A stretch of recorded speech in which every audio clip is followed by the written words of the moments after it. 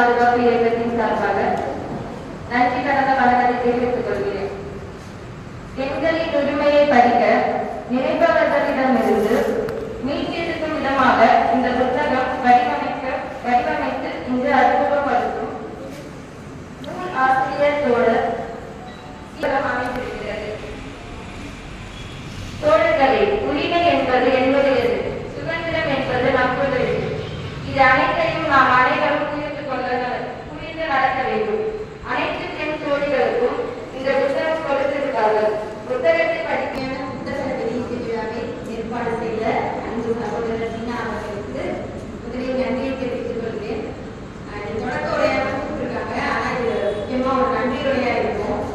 ஏன்னா கருப்பு சட்டை அப்படின்னாலே எல்லாரும் என்ன சொல்லுவாங்க, அது பெரியார் சிந்தனையாளர் இயக்கம், பெரியார் திராவிட இயக்கம்.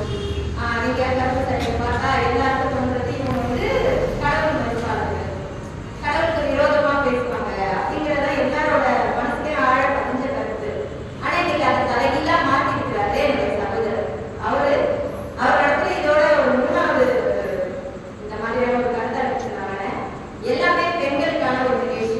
புத்தக வெளியீட்டுல எல்லாமே பெண்களை மேம்படுத்துறது, பெண்களுக்கான பகுத்தறிவு வழங்குற ஒரு நிகழ்ச்சி. அது மட்டும் ஒரு புத்தக வெளியீட்டு விழா.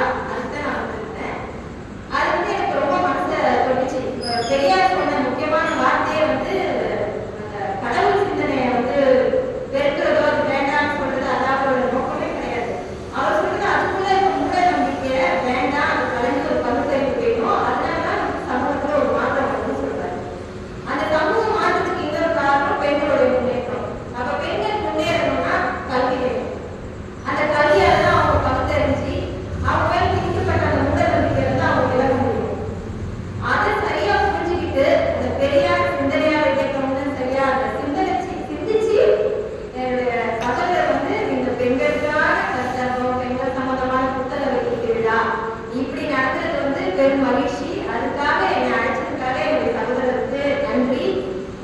கருப்பு சட்டைனா இனிமே இப்படி சொல்லவே மாட்டாங்க. பெண்களுக்கான முன்னேற்றத்துக்குள்ள பாதுகாவலர்கள் எங்கேயாச்சும் பார்த்தா அது கருப்பு சட்டை போட்டவங்க இருக்காங்களா, இது அவங்க பெண்களுக்கு பாதுகாப்பா தான் இருப்பாங்கன்ற நிலையை உருவாக்கிட்டாரு. ஏன்னா எப்ப பார்த்தாலும் எனக்கே தெரிஞ்சு நான் பார்த்துட்டு எங்கேனாலும் கருப்பு சட்டை போட்டாலே அந்த ஒரு எண்ணத்தோட தான் பார்ப்பாங்களே.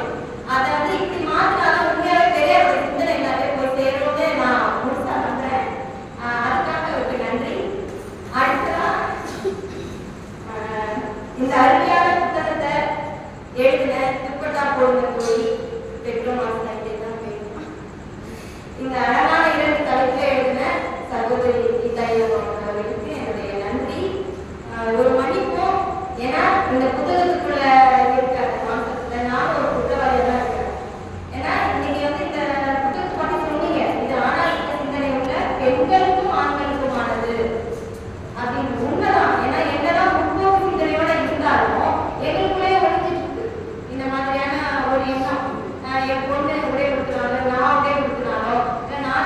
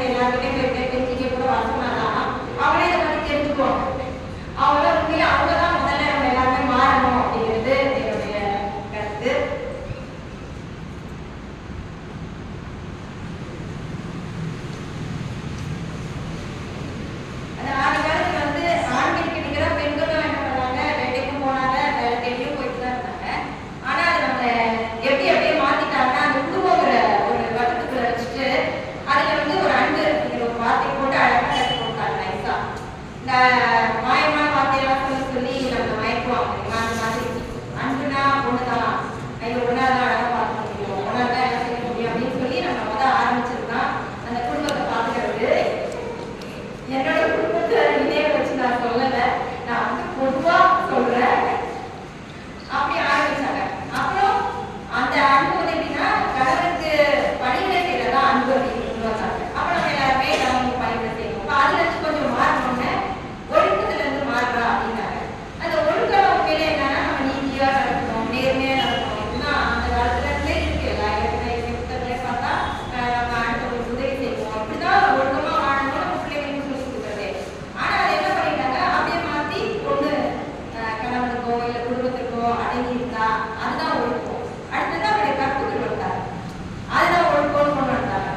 அந்த கற்பு வந்து அப்படியே இப்ப ஆடை அப்படின்னு வந்து அந்த ஆடையை எப்படி கொடுக்குறா, அவன் எந்த அளவுக்கு முகத்தை அழகுபடுத்துகிறா, அதை பொறுத்து அவனுடைய கற்பை சொல்றது அதை வந்து ஒழுக்கமா மாத்தி அப்படி நம்மளை வந்து அப்படியே திசை மாத்திட்டாங்க.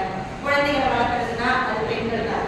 இன்னைக்கு இந்த இடத்துல உண்மையிலேயே ஆணும் பெண்ணும் இப்பெல்லாம் மாறிட்டே இருக்காங்க. குடும்பத்துல ரொம்பவே உதவி செய்யறாங்க. அதை வந்து தடுக்காம அதுக்காக வளர்றதுக்கு வந்து அதுக்கு முன்னாடி இருக்கிற ஜென்ரேஷன் தான். அதாவது அப்பா அம்மா நம்ம பிள்ளைங்க கல்யாணம் பண்ணா ஹஸ்பண்ட் நம்ம கேட்கும் போது என் பையன் எவ்வளோ உதவி செய்யறான் பாரு, என் பிள்ளை போய் இப்படி வேலை நம்ம அது இது சொல்லக்கூடாது. வீட்லயும் சரி நம்ம பிள்ளைங்க சின்ன பிள்ளைங்களா இருக்கும் போது ஆணும் பெண்ணுக்கும் ஈக்குவலா வேலை கொடுத்து வளர்க்கணும். உடை அணியினாலா வீட்லயே அதே மாதிரி சின்ன ட்ரெஸ்ஸா குட்டி பாவாடையா போடு, ஒரு வாலிப வயசுல இருக்கு போட்டாலும் போட அனுமதிக்கணும். கூட இருக்க சகோதரன் அதை பார்க்கலாம். பார்த்தாதான் அவனுக்கு வெளியில பெண்கள் போடும்போது தப்பான அந்த ஒரு பார்வை வந்து அவனுக்கு போகாது. ஓ இப்படிதான் எல்லாரும் அப்படின்னு. அப்ப நம்மளுடைய வளர்ப்பு நான் அது வந்து அந்த பெண்ணோட வளர்ப்புன்னு சொல்லல, ஆண் பெண் பெற்றோர்கள் இன்னைக்கே அதை வந்து வளர்க்கணும்னு சொல்றேன். இப்போ நம்ம வந்து இந்த பெண் என்ன பண்ண கல்வியால தெரிஞ்சு தன்னுடைய அடக்குமுறையில இருந்து மீண்டு வந்துட்டாங்க. ராஜ்யமே சொன்னா எல்லாத்தையும் மீண்டு வந்துட்டாங்க. நல்ல வேலையில போறாங்க, மரியாதை கிடைக்குது. ஆனா சுயமரியாதை கிடைக்கிறது கிடையாது. என்னன்னா இப்ப இந்த வந்து திரும்ப வந்து மாற்றுறதுக்கு என்ன பண்ணாங்கன்னா முதல்ல அழகை கேட்கணும்னு நினைச்சாங்க. அழகை பத்தியே பேசிட்டு இருந்தாங்க, அழகு அழகு. அதனால எதுனால மூஞ்சில ஆசி கொடுக்குறது, அவங்க உடலை வந்து பாதுகாப்பு செய்யற மாதிரி ஏதாவது செய்யணும்னு சொல்லிட்டு செய்ய ஆரம்பிச்சாங்க. அப்போ உடனே கொண்டு அதுல கூட்டிட்டு வந்தா, சரி ஆசி கொடுத்தியா பரவாயில்ல, நான் அதிலேயே வந்து சக்சஸ் ஆகிடுவேன், நான் அதையே அழகா போட வச்சுருவோம் பாரு, நீ என்ன பண்ற, அதே நான் ஒரு சாதனை செய்யணும், அதையும் நான் போட சொல்லி பண்ண ஆரம்பிச்சா. உடனே அழக வச்சுட்டாங்க. அடுத்தது உடல் ரீதியா பாதிப்பு செய்யற மாதிரி பதார்த்தம் சொல்லுவாங்க. போல என்ன பண்ணா அதையும் மீறிட்டா, என்ன கற்பனை எனக்கு தானா, உனக்கு தான் இருக்கு பண்ணிட்டியா பரவாயில்ல போ, நான் அதுல இருந்து மீறி வெளியே வருவேன். அதுல இருந்து பண்ணா தைரியமா நீ பொண்ணுங்க அப்படிதான் வெளியில வந்துட்டு இருக்காங்க. இப்ப என்ன பண்ணாங்க, அதையும் பண்ணாங்க, நீ இதுல இருந்து தப்பிட்டியா. அப்ப இன்னும் ஒண்ணு பயங்கரமா என்ன பண்ணலாம், உடல் ரீதியாவும் பண்ணணும், மன ரீதியாவும் பாதிப்படைய வைக்கணும்னு அடிச்சு உதச்சி என்ன பண்ணலாம், உடனே கொலையே பண்ணி முடிச்சிடலாம். அப்பதான் நீ மீண்டு வரமாட்ட, நீ அந்த தைரியமா இருக்க, நாலு பேருக்கு சொல்ல மாட்டேன், நீ இன்னும் வந்து பயங்கரமா ஆடப்படாத. அப்ப இதுல இருந்து நம்ம மீண்டு வரணும்னா என்ன பண்ணணும், தற்காப்பு கலையெல்லாம் கத்துக்கணும் பெண்கள். நானே பொண்ணு கத்துக்கணும் விட்டுட்டேன். இப்ப நான் யோசிக்கிறேன் எல்லாரும் அதுதான் ஒவ்வொரு விஷயத்துல நம்ம வீட்டு வந்துட்டு போலையா. இப்போ வந்து அந்த ஒரு விஷயம் தான் இப்ப நம்ம வந்து ரொம்ப கஷ்டப்படுது. எங்க போனாலும் 2 வயசு போனாலும் சரி, 80 வயசு பாத்தீங்கன்னாலும் சரி, நம்மள வந்து இப்போ வந்து திரும்ப ஒரு அடக்குமுறைக்குள்ள கொண்டு போறாங்க.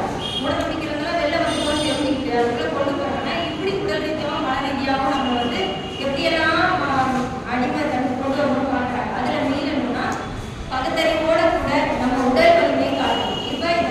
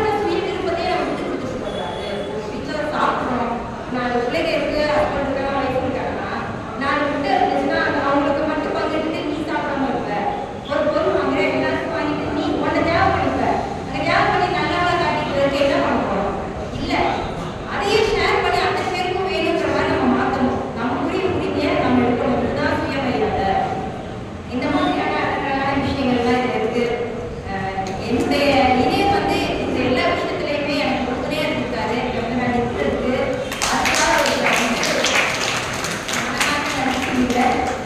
இப்போ கூட நான் வந்து 44 வயசு. என்னை வந்து இன்னைக்கு லா காலேஜில் போய் சேர்த்து கொடுத்துருக்காரு. அது கூட வந்து நான் எல்லாத்தையும் நீ சொந்த காலில் நிற்கணும், என்னெல்லாம் நம்ம நீங்களும் தனியத்தில் நிற்கிறதுக்காக அப்படின்னு சொன்னாரு. அதுக்காக ஒரு நன்றி. ஒரே ஒரு மீட்டிங் வந்ததுக்கு அப்புறமே அடுத்த நாள் இருந்து தண்ணி நீங்களே எடுத்துக்கிட்டீங்க, தட்டை நீங்களே எடுத்துக்கோங்க சொன்னேன்.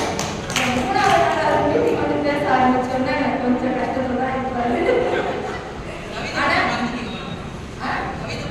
ஆமா, எனக்காக நான் எழுத கிரிக்கெட்ல கவிதைன்னு நம்பி ஒரு புத்தகமும் அனுப்பிட்டாரு. அந்த மாதிரியான நேர் கிடைச்சதுக்கு எனக்கு ரொம்ப சந்தோஷமா. அதான் சொல்றேன், இப்படி நான் இருந்தா கூட எங்களுக்குள்ளேயும் சில இந்த மாதிரியான எண்ணங்கள்லாம் ஒழிஞ்சிட்டு இருக்கு இன்னுமே. ஏன்னா பழக்கப்படுத்திக்கிட்ட ஒரு விஷயம் இல்லையா, நம்ம இப்படி வாழ்ந்துட்டோம், இப்படி இருக்கணும், அப்பா அம்மா என்ன சொல்லுவாங்களோ, அவங்க பார்த்துட்டு இருக்காங்க என்ன சொல்லுவாங்களோ, இதை எல்லாமே மாற்றணும்னு சொல்றீங்க. இருக்கவங்க எல்லாருமே நம்ம பெரிய சிந்தனையாக இருக்கோம். இது மூலமா நம்ம கூடி இருக்கோம்னா நம்ம எல்லாருக்குமே தெரியும் நம்ம வேலை இது பண்ணக்கூடாது, இது பண்ணக்கூடாது அப்படின்னு. ஆனாலும் நமக்குள்ளேயே ஏதோ ஒன்று ஒழிஞ்சிட்டு இருக்கு. எங்கேயோ ஒருத்தர் நம்ம யாரையா பார்த்து நம்ம வந்து குற்றம் சாப்பிட்டு தான் இருக்கோம். இந்த மாதிரி எப்படி பண்ணிருக்கு, இந்த மாதிரி கூட எடுத்துருக்கு, இந்த பொண்ணு கொஞ்சம் சொல்லியிருக்கலாம், நீங்க இப்படிக்கு மேலே அவங்க இல்லைன்னு அதனால இப்படி ஆச்சு. அந்த மாதிரி நம்ம சொல்லணும். ஒரு பையன் ஒரு பொண்ணை ஒரு லவ் பண்ணிட்டா கண்டிப்பா சரி ஏதோ பிரச்சனை இல்லாமல் இருந்தால் பரவாயில்ல. ஆனால் அதை பொண்ணு பண்ணும்பொழுது நம்ம என்ன பண்ணுவோம், இன்னும் கொஞ்சம் டீப்பாக போவோம். ஒரு பிரச்சனை வரும், இப்படி பண்ணேன்னா அப்படி பண்ணேன்னா அப்போ எல்லா குடும்பத்துக்குள்ளேயும் ஒரு சில விஷயம் அந்த மாதிரி இருக்கும் இல்லையா. இதெல்லாம் நம்ம மாற்றிக்கணுங்கிறத ரொம்ப ரொம்ப அழகான தலைப்பா நம்ம பேசலாம் பேசிட்டு போகலாம். புத்தகத்தை பற்றி விளக்க ஒருத்தவங்க கூட ஆராய்ச்சி வச்சு உட்கார்ந்துட்டு இருப்பாங்க. உன் பொண்ணு அடித்த கதையை சொல்லுமா. 2 நாளுக்கு முன்னாடி உன் பையனை பற்றி பேசுமா, உன் பொண்ணு சொல்லு.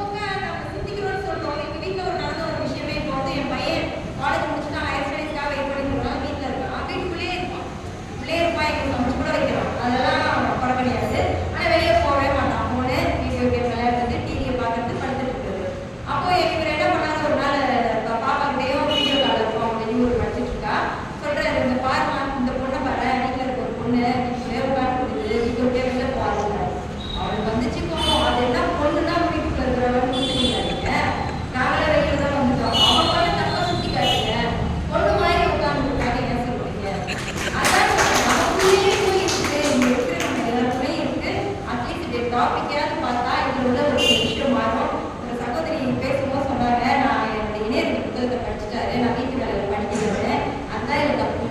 வீட்டு வேலையை 2 பேரும் செஞ்சுட்டு படிங்க, இல்லை உங்கள் பக்கத்தில் உட்கார சத்தமாக படிக்க சொல்லணும், இல்லை அவரை செய்ய சொல்லிட்டு நீங்கள் படிச்சிருக்கணும். அதை பற்றி தான் இந்த புத்தகத்தில் இருக்கு. என்ன தீனா உன்னால வந்தது.